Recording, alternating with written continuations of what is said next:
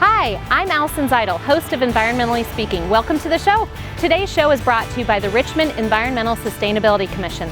Today we're here at Hill Electric and we're going to talk to owner Rich Hobson about lighting and electricity and how to make your home more energy efficient. So sit back, relax, and enjoy the show.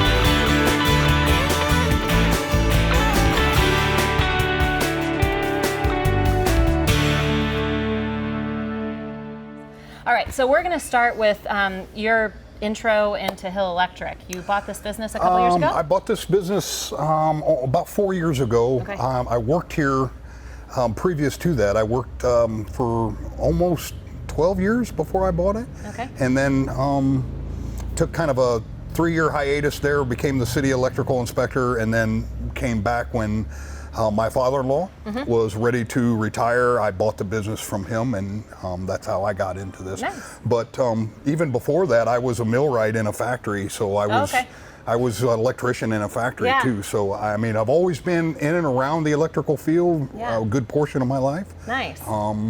So as the inspector too, we can thank you for your years of service there, for all of our houses being safe and not blowing up. So thank you for your work. Most people didn't have that I'm that sure comment. they didn't, but a homeowner that doesn't do their own electrical work certainly appreciates it. Yeah. So I'm excited that you're in this business now, and Hill Electric has been just a mainstay of the community for years and years, and the Hill family has always been very good to the community, so we're excited to be here. A lot of shows that we do focus on environmental integrity and climate change, and that all goes back to energy efficiency and just getting better and better and better about how we use energy, and smarter.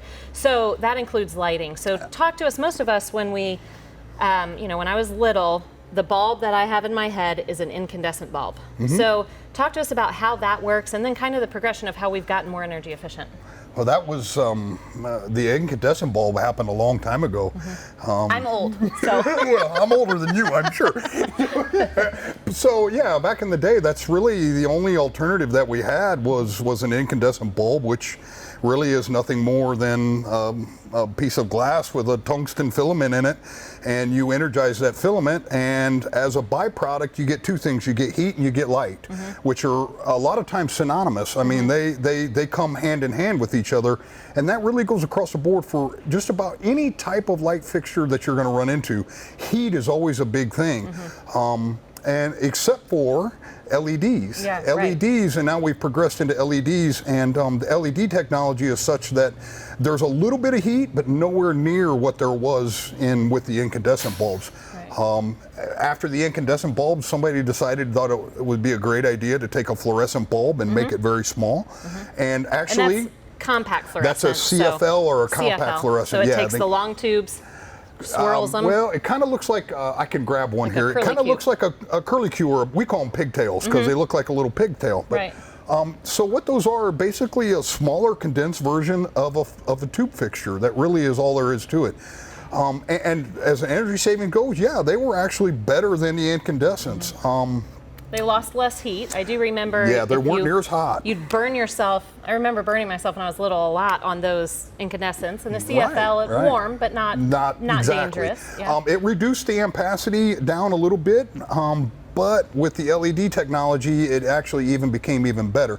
The problem with the CFLs is you're still required to have in the base of the CFLs, most people don't know this, but in the base of the CFL was a ballast, which actually changes the voltage, the line voltage, to either a much higher voltage because it takes a lot of power to fire the gas in a CFL. So there's a little itty bitty thing in there that takes 120 volts in a residence and boosts that voltage up to fire that gas, which the ballast in the neck of that thing was actually a real common problem, that they would get real hot and burn out the sides. So CFLs they had their heyday for a very short amount of time, and then they kind of drifted off, in particular when the LEDs came out to be.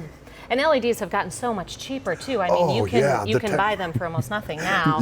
The which technology is fantastic. As an environmentalist, we got sometimes people would gift us LEDs, and that's when they were like $30 a bulb, $40 a bulb, and you can go to Menards, Lowe's, anywhere now. And well, I envision in a very short amount of time that incandescent bulbs, they're not even making them anymore. Yeah. So once we get rid of the surplus that we have on the shelf, you won't even be able to buy an incandescent bulb. Yeah. Making a note going back to the incandescent bulb, I remember as a kid we used to stick an incandescent bulb for the heat down in our well pump in the winter times to keep it warm. Yeah. I think easy bake ovens are an incandescent bulb. Yeah, you're probably right. Yeah, you're absolutely right. Bakes the stuff. So they're losing a ton to heat, ton of the energy to heat. So we're going to take a look at different kinds of bulbs. We're going to look at the energy efficiency. A lot of people with these long, stretched out bulbs can't really tell if they're CFLs or if they're LEDs, so we might be able to look at the bulb and kind of the language on it and tell you how to tell the difference between that. One thing before we go is we want to talk about the difference between lumens and watts, because we're probably going to be talking a little more about that during this session, and let's lay the groundwork now, because as I've said a lot on this show, I'm an art major. You got it. Take it down here for me to understand this. So lumen and watts. Can you tell me the difference? Lumens is like, lumens would be the light output that a bulb provides. Okay. Wattage, in a general term, would be the amount of work electricity does. Wattage is work. Okay. Wattage is electrical work. Okay. So when you see a high wattage bulb, as an example, 100 watt incandescent bulbs, you're getting 100 watts of light. Of work, but in the form of light. Okay. So the real trick there is to get the same amount of light or more light and use less wattage. That's the idea behind it. So, and now, as an example, the incandescent bulbs, we are very well known, 100 watts, 60 watts, stuff like that. You can get the same amount of light out of a 100 watt light bulb and, let's say, a 20 watt LED. Okay. And that is really where we're at, because the power company charges you by the amount of work your electricity is done in your home. Not by the amount of light you're getting. No, not by the amount of light, by the amount of work that it's actually doing. Yeah. Okay. So that's air conditioning and all of that. So that's why when you get your bill, you get it in kilowatts. At the end of the month, you can read how many kilowatts you've used, and kilowatts is just another term for wattage. A lot of wattage. A lot of wattage. Well, and you can, if you're an RP&L customer, I think other places do this too, but you can see every month how much you've used, and they always take it at least back a year so that you can compare it to last year. I make my kids do that so that they can see how much they used last year and how much we did this year. And changing out LEDs, if you do an entire house in one cycle, you should be able to see a reduction on your bill. Absolutely. So let's take a look at the different types. We'll head into there.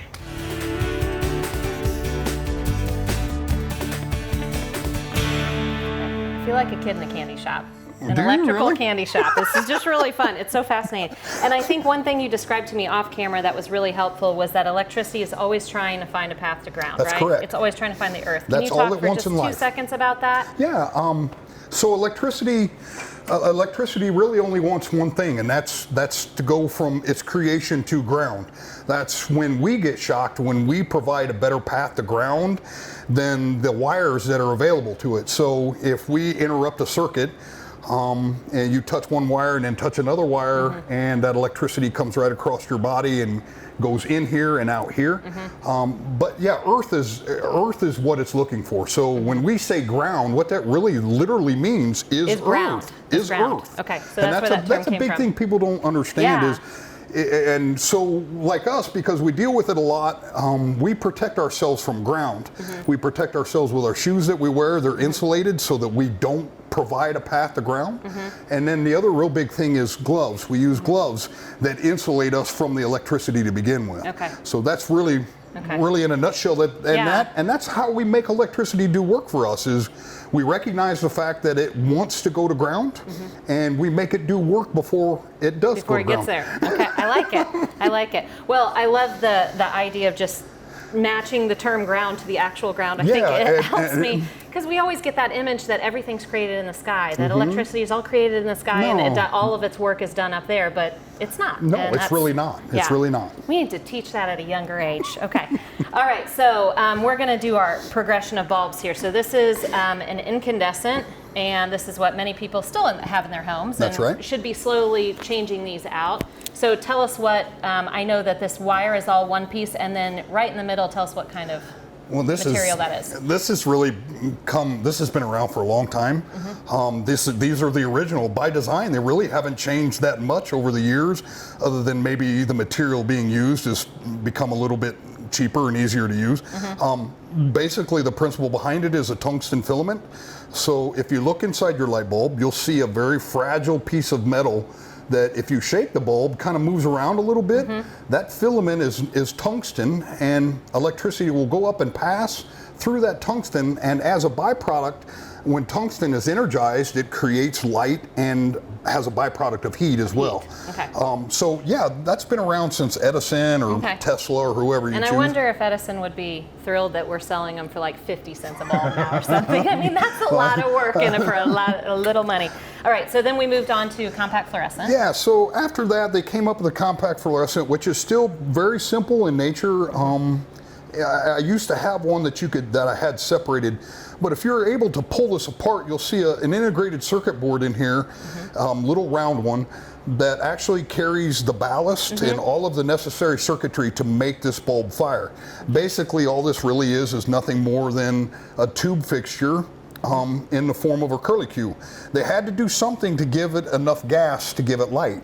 So talk about that, because inside, I don't think people realize that that's gas in there. Yeah, there is a special gas. Now, the gas will vary depending upon the shade and color of bulb. That's how they change the colors of the bulbs. Oh, okay, I didn't know that. They change the gas makeup inside the tube. So later on, we'll talk about different tints of light, and that's how they get that, is the different gases in it. So basically, all that really happens is when you apply electricity to this, it warms the gas up, and the gas becomes excited, and the molecules begin to bounce off the inside of the tube, which is covered in a white dust, which is a mercury-based kind of stuff, and you don't want to breathe it in. Yeah, mercury is the key word there. So anyway, as a chemical reaction takes place, a side effect of that is light. And not quite as much heat. They still give off heat. No, yeah, but they still give off heat because you still have to energize or heat the gas up to make it work. So basically, what really happens is if you ever grab one, the base is very warm because that's where all the heat takes place. So this is the same as that. And if you were, I told Richard I was going to do this. I'm not going to throw it down and smash it on the ground, but these break. I mean, light bulbs break, right? So if you were to break one of these on the ground, can you give us a few safety tips on how to clean these up properly? Well, obviously the one thing that if there's a dust cloud, the one thing you really don't want to do is breathe the dust. The dust can be very harmful for us, poison. So say we've dropped it right here. What was the first thing you would do? Well, the first thing you would do is probably, to me, is kind of let it back up and kind of let it settle a little bit, and then possibly even get a dust mask or something like that, and take a broom and clean your glass up there. And put gloves on because, again, if you have openings, cuts, small cuts or anything in your fingers, that dust gets in it, it could cause you some problems. I don't know. It's just very poisonous. I know that. So just like almost everything sustainability-wise, it takes steps to get to the best, right? And you're always sacrificing something. So mercury in here, which isn't great, but more efficient than this. All right, so now we moved on to what we have a lot of right now. This is the new LED bulbs. It's very simple by design. There is actually an LED stands for light emitting diode. So in the base of these, there's something similar to a ballast, but we call it a driver. It, again, is manipulating the AC voltage going to this light to make that diode fire. That's really all it is. It's a very simple critter and produces very little heat, which is why most people like I gotta have my hand on it, right? Yeah. They're and even if when we energize it, you can still lay your hand on it, and it probably will never get much more than lukewarm. And now with these, I've heard some people complain every now and then that my bulb died out before 10 years or whatever. I know it's a pain in the butt, but I do think people should save receipts and save boxes. And if you can say, this said it was going to last for 5 years, it lasted for 6 months. We do it all the time. Take it back, we do it all the right? time. I mean, Yeah. when you're dealing with, when you're dealing with the number of light bulbs that we're dealing with, Yeah. especially in particular bigger light bulbs, Yeah. even bigger than that. Right. We buy those in LED, and those things are very expensive. And yes, LED. One of the biggest bonuses about LED technology is the run hours. They're 3 and 4 and 5 times longer than incandescents and normal bulbs, than anything that we have. So Right. that's idea behind it being. Right. But I agree with you. Is look, if you didn't get your money's worth out of that, You take it back. then take yeah. it back. I mean, everything has lemons, right? We Absolutely. have lemon cars, we have lemon computers. You got lemon bulbs, Absolutely. and you should make sure Sure, that and yeah. that's the way to keep integrity in the manufacturing business. Okay, so we want to plug something in to measure stuff, right? we're gonna show you. That was my technical term for what we're doing next. One of the things I do want to show you is, and this is a real simple thing. I mean, it doesn't take a lot to understand this. If you have a very simple meter, all you're really looking for is an ohm meter, or you're measuring resistance. And a lot of times we do service work, and we get there, and what it basically has happened is it's nothing more than a bad light bulb, and it's a bad light bulb right out of the box commonly, because people get a bad light bulb, and they change it, put it in, the new one doesn't work, and they think, oh no, must be my fixture, must be the fixture. Right? So Yeah. then they call us, and we get there, and so. What I can show you is a real simple way of showing whether or not this actually works. So tell me about what's going on here. So really all we're doing is, as I said before, there's basically two wires that are going up through here. Okay. And one of those wires is attached to the very base of this, and the other one is attached to the threads. Okay. So as you're screwing this into the socket, the threads actually become the neutral. Oh, okay. And the 120 volts actually is applied through the little tab in the back. Okay. So what we're going to do is we're going to ring continuity through the light bulb to make sure that tungsten fitting or filament is still good. Okay. It's very simple, and you should hear it ring. Perfect. Okay. There should also be a very small amount of resistance. Yeah. Okay, that is the resistance of the tungsten filament. Okay. Okay? Okay. So if you don't see that, that means that light bulb is It's bad. Okay. And we can do the very same thing with tube fixtures. Okay. Because tube fixtures are actually very similar in nature to an incandescent bulb. Okay. These two pins go into what we call an igniter, which lays about right in here somewhere, and it looks very similar to the tungsten filament. So all you really have to do, if you're curious to know if this isn't working, then what we would have to do is go across these two pins and again read that filament. There it goes again. Okay? Okay, so So it's working. this bulb would be good. Now, Okay. you want to make sure that after you check this end, you want to make sure that you check the other end, because there's two filaments in it. Okay. They heat from both ends. So if Okay. you get that, then this bulb would be good. Now, if you are a homeowner, you probably don't need this, but if you're a business owner and you have a ton of bulbs, Absolutely. it may be something that would be useful and it's for you really to have. Okay. even with the meters, you don't have to get real fancy. You Yeah. can get real inexpensive meters to do exactly what we're doing. Okay, cool. All right. And now tell me a little bit about this guy right here. So as we're talking about the kind of progression of bulbs, we talked about this earlier, and I'd like you to demonstrate it, because I just think it's a cool in way a minute to talk here, about I'll be able to show you exactly what this is. But Okay. this is more for outside lighting than anything else. There's a couple code violations you would have if you were trying to run one of these on the inside of your home. You wouldn't Okay. want to do that because Because it just produces a ton they do of get heat? very hot. Okay. These get very hot. Okay. So this is a 250 watt metal halide bulb, and very similar to what you would find in a pole light somewhere in a parking lot. So basically what they've done here is something similar to the tube fixtures, in the sense that there's a gas in the middle of this, what we call the ignition chamber. Okay. It's just a little sealed off tube, and what we do is we apply a voltage to the top side of this, and as the electricity passes through that gap, it actually ionizes and energizes the gas in there, Okay. and creates light. Creates the- Same thing okay. as what they've done in the past, only on the gas that they use is much more powerful, much Okay. more brighter. And so, as you described it earlier, lightning in a bottle, basically. Yeah, it's kind of cool when you see them work. Right when you first see them, because after a while they get so bright you can't look at them. But right when you first fires up, you'll see a real thin strip of electricity going right straight through the middle of that Oh, that's thing. so cool. That's so cool. But horribly inefficient, right? Yeah. Oh, yeah. Terrible. By today's Just standards, terrible. absolutely terrible. So the then real problem with these is runtime. You're Yeah. only getting about 10,000 hours of runtime out of these Okay. versus the LED, which is closer to 50 or 60,000. And since that's probably installed higher up too, then you've got to exactly. figure out how the heck to get so that. we do a significant amount of work replacing those. Replacing those. Okay, and then let's go into the most efficient, which this is.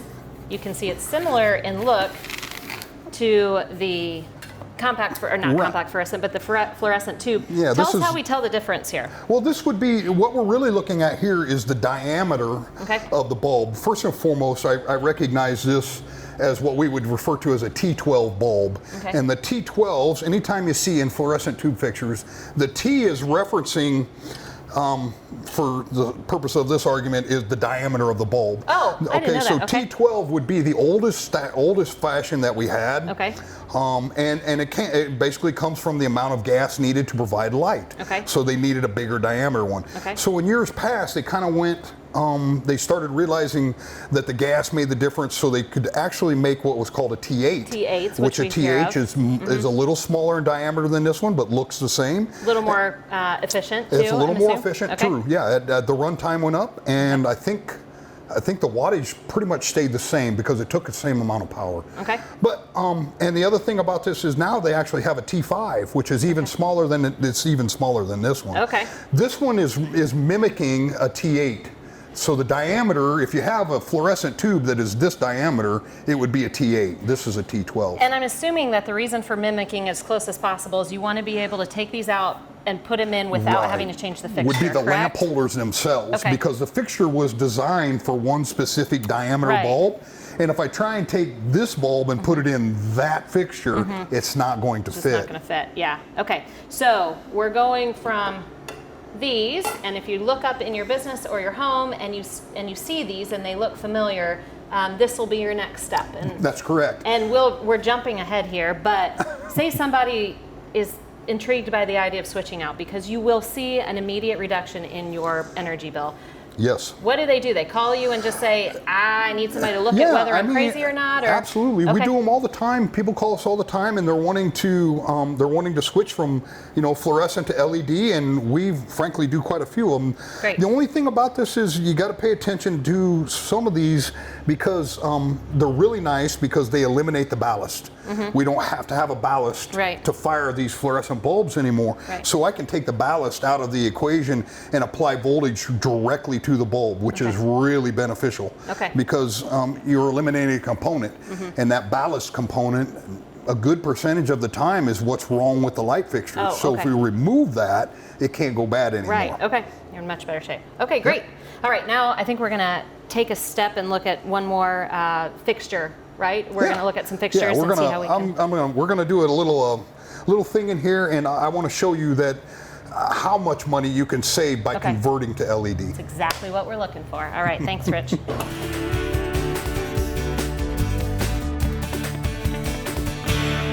Okay, so we have a corn cob and another super cool light bulb. So let's. We just got a couple real quick things here that I had a couple guys put together for me real quick on the fly. This is an LED corn cob, 250 or 400. 250. This is a 250 watt equivalent to a metal halide. Okay.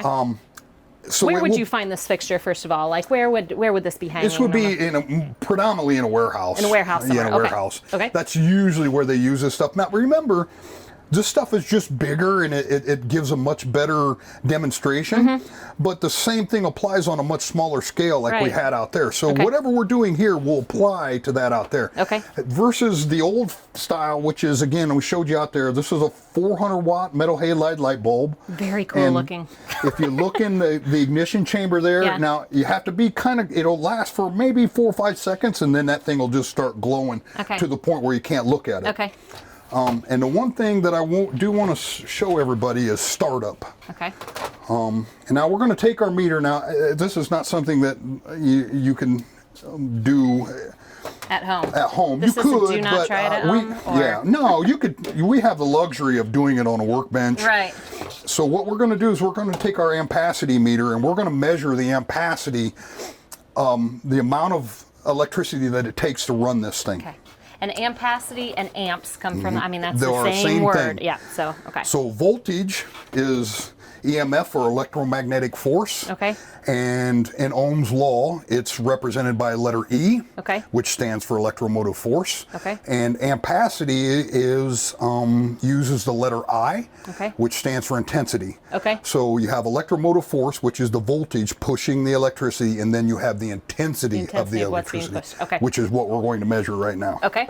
So we're going to use what we call a clamp-on amp meter, and we're going to go right around one leg of it, Okay. the hot wire only, and then we're going to plug this thing in. And hot wire is usually Should be black, the black, right? but a lot of that times is- may not be. Yeah.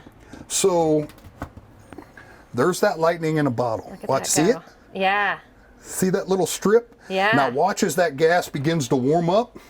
So this is why in a lot of gymnasiums or things like It that, takes they a talk while. about Exactly. the lights taking it a long takes a time to warm while up. for it to see how it's Yeah. sparking, and before long you won't even be able to look at this. But Okay. note that I'm pulling around 2.3 amps on this, Okay. and 120 volt. Okay. And then I remember from when I was little, you couldn't shut those off and then turn them back That's on right correct. away, right? What happens is the heat is a major problem there. Uh-huh. The ballast, which is contained here, gets very warm, Okay. and there's a safety mechanism in there that prevents them from getting too hot. Okay. So when they get to a certain heat level, if you shut them off, you have to let them cool down before they Before you start shut back back up. Which So is they also weren't another. just telling us to stop playing with the lights. There's some truth behind No, yeah, that. Okay. I mean that's actually that's Yeah. one of the downsides of these, and Right. it's starting to get to the point is. where I mean, and it's still producing, pretty good light, but it's not coming. real comfortable to look at anymore, though. No, not anymore. So you're still Okay. at 2.3. Okay. I'm going to be seeing that glow for about 20 minutes. Now, the reverse of this is going to be true when you turn this one on. You will not be able to look at it because Okay. I mean I do notice what seems to be a little bit of a warm-up period, but not very long. Okay. I mean, the second we plug this booger in, Okay. it's going to get real bright. Okay.